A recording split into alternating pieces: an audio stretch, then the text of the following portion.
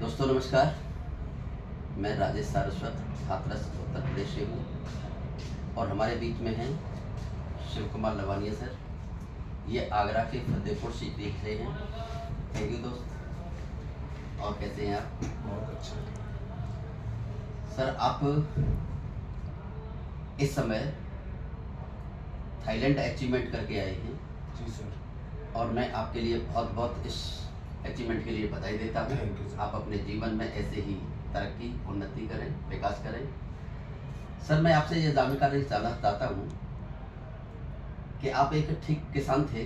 जी sir. किसान परिवार में जन्म लिया। जी सर। तो डायरेक्ट सेलिंग मार्केट में आपका रुझान कैसे आया?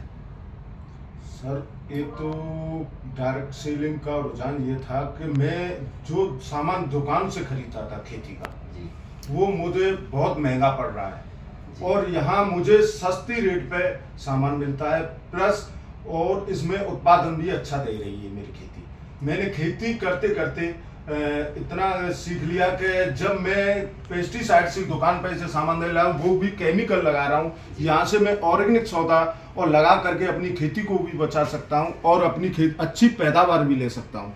तो मैंने जब अच्छी पैदावार देखी तो सर मुझे ऐसा लगा कि जब हमारे सर और बहुत बहुत दूर लोग आते हैं और ये देश और विदेश की यात्रा करते हैं, तो मैं ऐसा काम क्यों ना करूं।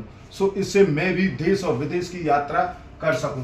तो सर मैंने भी अपनी खेती करने के साथ साथ कुछ लोगों को बताया, तो उन्होंने भी मेरे साथ काम किया और उन्होंने भी अपनी खेती में प्रोडक्ट लगाए। तो उसके माध्यम से आज मैं अपना अचीवमेंट करके थाईलैंड और आ चुका हूं और 2-3 दिन का कलकत्ता भी रह के आया हूं। तो सर ये मेरा रुझान था कि जब सब लोग पैसा कमाना चाहते हैं, एक किसानी का ऐसा है कि वो केवल पैदा कर रहा है, दुकानों पे पैसे दे रहा है, कहीं पे भी उसको ना इनकम हो रही है और ना कहीं घूमने फिरने जा पाता है।